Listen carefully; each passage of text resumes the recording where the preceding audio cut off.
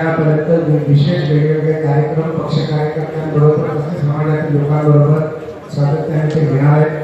काल माननीय मंत्री महोदयांनी सावरकर स्मारकाला भेट दिली. माननीय महोदयांनी हिंदुत्वाच्या कामाची देखील समीक्षा केली.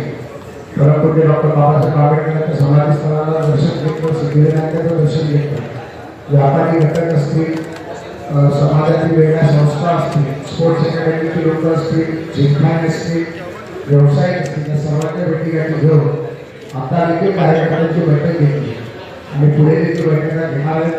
आणि आज पुन्हा एकदा ते आपल्याला काही प्रश्न असतील प्रेस बाबा उत्सुकता आहे की मंत्री महोदयाला प्रश्न विचारला तर आपण एका पत्रकार परिषद सुरू करूया.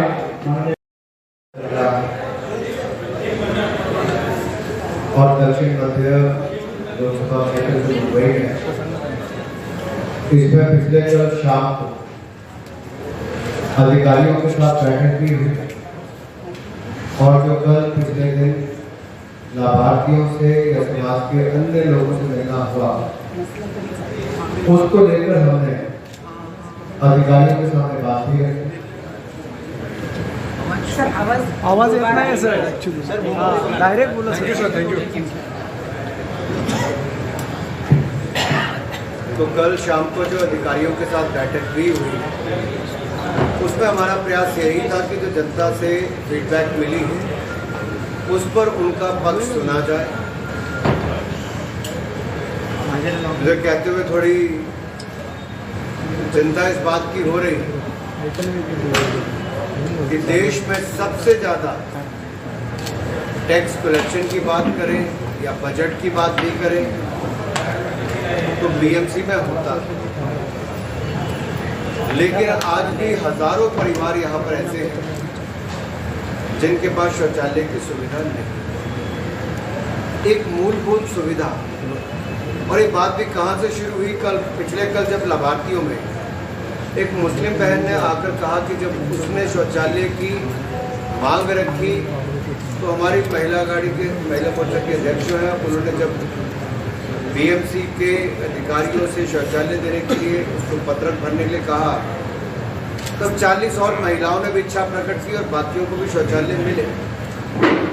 लेकिन 17,000 से ज़्यादा शायद अभी भी ऐसी रिक्वायरमेंट और है जो कम्युनिटी टॉयलेट्स की कीमत जहाँ लाखों लोगों को उसकी सुविधा मिले. तो इतने भरे शहर में अगर शौचालय की सुविधा ना हो तो आप कल्पना कर सकते हैं महिलाओं के ऊपर, बुजुर्गों के ऊपर, बच्चों के ऊपर, आम जनमानस के ऊपर क्या बीती. अगले 2 साल का लक्ष्य बीएमसी ने रखा था. मैंने आग्रह अधिकारियों को किया तो उन्होंने उसको स्वीकार किया है कि अगले 1 साल के अंदर, ताकि वो अगले 1 साल के अंदर 15 अगस्त 2023 तक जो शौचालय अगले 2 साल में बनने थे उसको 1 साल में बनाकर देंगे. दूसरा, खेलों की व्यवस्था पर मैंने पूछा कि क्या सुविधाएं हैं, क्या पॉलिसी है. तो शायद बीएमसी की कोई पॉलिसी खेलों को लेकर है ही. अब जिस शहर में करोड़ों लोग रहते हो और युवाओं के लिए खेलों की सुविधा ना हो, ये अपने आप में चिंता का विषय. मैंने उनसे ये भी आग्रह किया कि एक रोड मैप बनाएं कि हम कौन सी सुविधाएं खेलों की बीएमसी के क्षेत्र में बना सकते हैं जो ऑल वेदर भी हो, मल्टी स्पोर्ट्स भी हो.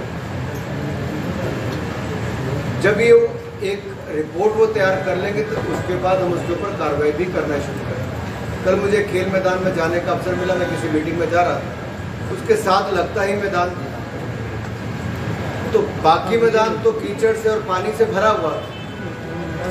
उस मैदान के छोटे से हिस्से में एक बास्केटबॉल का कोर्ट है जिसके ऊपर लोग क्रिकेट खेल रहे हैं. ये मजबूरी देखी जा सकती है. युवा खेलना चाहता है लेकिन सुविधाएं नहीं. तो हमने उस दिशा में उनसे बात की कि क्या क्या बनाया जा सकता है. आइए इकट्ठे मिलकर प्रयास करें, यहाँ पर बनाएं. और बीएमसी ने उसके लिए हामी करी.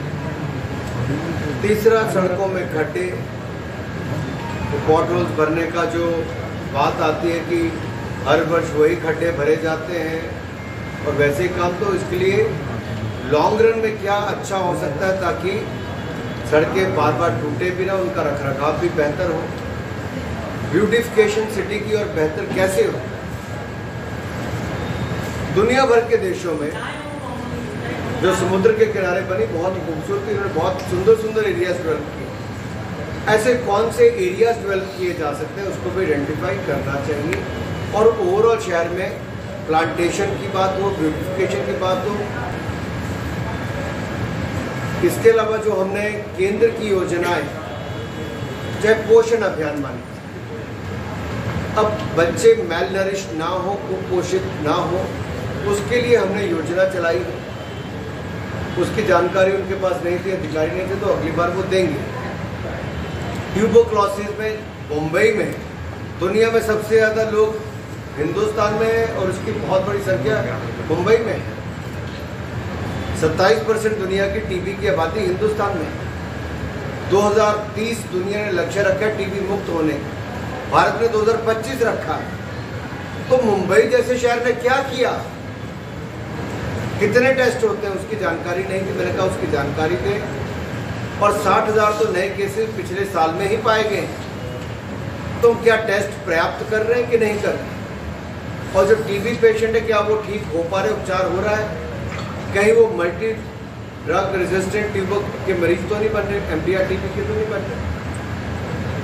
तो उसमें भी उनको आंकड़ा देने के लिए कहा है, क्योंकि अगर सफाई नहीं होगी, स्वच्छता अभियान नहीं चलेगा और शौचालय भी और वैसी परिस्थितियां होंगी, तो एक टीबी मरीज से कई और को टीबी होने का भी खतरा रहता है। वो नहा हो, उनको दवाई समय पर मिले, उनका जानकारी पूरी रखी जाए, उस दिशा में भी हम काम करें और ज़्यादा से ज़्यादा टेस्ट को बढ़ाने का प्रयास करें। ऐसी बहुत सारी बातें हुई, सारा उल्लेख तो मैं यहाँ पर नहीं कर पाऊँगा, लेकिन कुल मिलाकर अधिकारी, कर्मचारी, नगर सेवक, सेविकाएं, आमदार, खासदार, हम सब मिलकर, जनता और सरकार मिलकर किस तरह से अगले 1 वर्ष में इस आज़ादी के अमृत महोत्सव को मनाते हुए, क्यों ना ये 12 महीने में एक लक्ष्य लेकर चले कि 15 अगस्त 2023 तक हम वो बड़े काम अपने मुंबई में करेंगे। हर अधिकारी अपना ज़्यादा योगदान देने का प्रयास करेगा ताकि जो कमियां पहले रही उसको हम सुधार सकें और एक टीम के रूप में हम सब काम करें। कोई टीका टिप्पणी करके नहीं, टीम के रूप में काम करें। अधिकारी, कर्मचारी, व्यापारी, समाज सेवक और नेता से लेकर नगर सेविका, सारा सब लोग करें। मीडिया भी जागरूक करें, अच्छा काम हो उसको दिखाने का काम करें, तो लगेगा कि हमने देश के लिए कुछ करने का काम किया है। और बहुत पॉजिटिव अधिकारियों ने उस पर अपना फीडबैक बाद में दिया कि सब लोग एक टीम का हिस्सा बनकर काम करने के लिए तैयार हैं। और यही हमें आशा है कि यहाँ पर अधिकारी की जवाबदेही भी तय हो, जो बजट केंद्र से आए उसका खर्चा भी हो, और जो BMC का बजट है उसको खाने खिलाने के लिए नहीं बल्कि खर्च करके लोगों को सुविधाएं देने का काम आए, पारदर्शिता आए और जवाबदेही भी सिस्टम की तय हो। थोड़ी देर पहले आपने कुछ लोगों के साथ इंटरेक्शन किया, उस वक्त शिवाजी की सुविधाएं ठीक से नहीं है ऐसा बताया गया, जिस पर आपने भी कुछ कहा, तो हम दोबारा सुनना चाहेंगे। जहाँ शिवाजी महाराज का नाम आता है, हमें तो प्रसन्नता इस बात की है कि वीर योद्धा छत्रपति हमारे यहाँ पर। और मैं तो ये कहना चाहता हूँ कि अगर आज देश में INS विक्रांत जैसा युद्धपोत भी दिया गया जो इतिहास पर, और नरेंद्र मोदी जी ने देश को समर्पित करते हुए उसमें भी, अगर आप नेवी के फ्लैग में भी देखें, INS विक्रांत पर भी देखें, तो अष्टकोण जो लगा है वो इतनी बड़ी बात थी। महाराष्ट्र के दिग्गज नेता उस पर चुप रहे। और जब शिवाजी पार्क पर भी महिला खिलाड़ियों के लिए कुछ सुविधा देने की बात हो तो वो चुप क्यों हो जाए? अगर हम कोई रैली करते हैं तब भी टेम्परेरी टॉयलेट्स लगते हैं जो व्हील्स पर होते हैं, उसको कहीं पे भी आप ले जा सकते हैं। ग्रीन रूम्स बनते हैं जिसको आप कभी भी बदल सकते हैं, वो परमानेंट स्ट्रक्चर नहीं होता।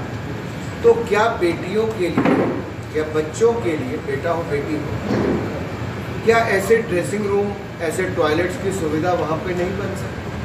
बन सकती। उन्हीं टॉयलेट्स को सफाई का काम BMC कर सकता है। और वहीं पे चेंजिंग रूम होंगे, बच्चे खेलने आए, कपड़े बदलने की जगह तो हो गई, कोई भीग कर आया बदलने तो कहीं पे जगह तो होनी चाहिए। और जहाँ से इतने बड़े बड़े खिलाड़ी जिस पार्क से आए हों, शिवाजी पार्क से, जहाँ कितनी एकेडमी चलती हैं, वहाँ पर इस अनदेखी ऐसा रवैया कहीं पे उचित नहीं। और मेरा अनुरोध रहेगा कि इसको जल्द से जल्द किया जाए ताकि खिलाड़ियों को, हमारे युवाओं को, हमारे बच्चों को सुविधा मिल जाए।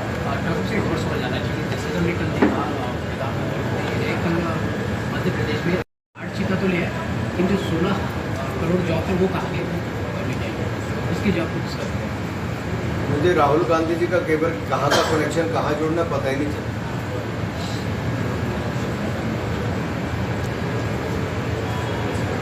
और देश में लगातार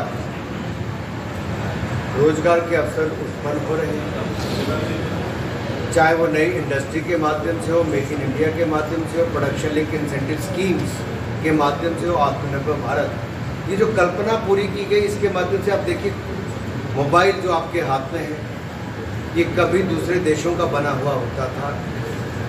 दुनिया का सेकंड लार्जेस्ट इंपोर्टर भारत था, आज दुनिया का second largest manufacturer mobile phones का भारत बना। ये कभी राहुल जी की पार्टी ने और इनकी सरकार ने किया होता तो भारत को इंपोर्ट ना कर। और इसी तरह से जो सबसे ज़्यादा हथियार इंपोर्ट करने वाला देश भारत है, 300 से ज़्यादा प्रोडक्ट्स को हमने बैन किया है जो भारत में इंपोर्ट नहीं होंगे। भारत में हथियारों की मैन्युफैक्चरिंग होगी, चाहे लड़ाकू विमान से लेके बुलेट प्रूफ जैकेट से लेके AK-47 से लेके मिसाइल और टैंक तक भारत में बन रहे हैं। और हम अब एक्सपोर्ट करने की दिशा में आगे बढ़े। अगर यही पिछले 60 साल में जब राज कांग्रेस ने किया होता तो आत्मनिर्भर भारत कब का हो गया, लेकिन ये भी हमें करना पड़ा। जिन्होंने एक के बाद दूसरे घोटाले, जीप घोटाले से लेके बोफोर्स घोटाले तक और ऑगस्टा वेस्टलैंड का घोटाला किया हो, आप उनसे कभी अपेक्षा ही नहीं कर सकते थे कि वो देश में बनाएंगे भी, क्योंकि रक्षा सौदों में दलाली करने का काम इनकी सरकारें करती हैं, देश में बनाने का काम और इसी से रोजगार उत्पन्न।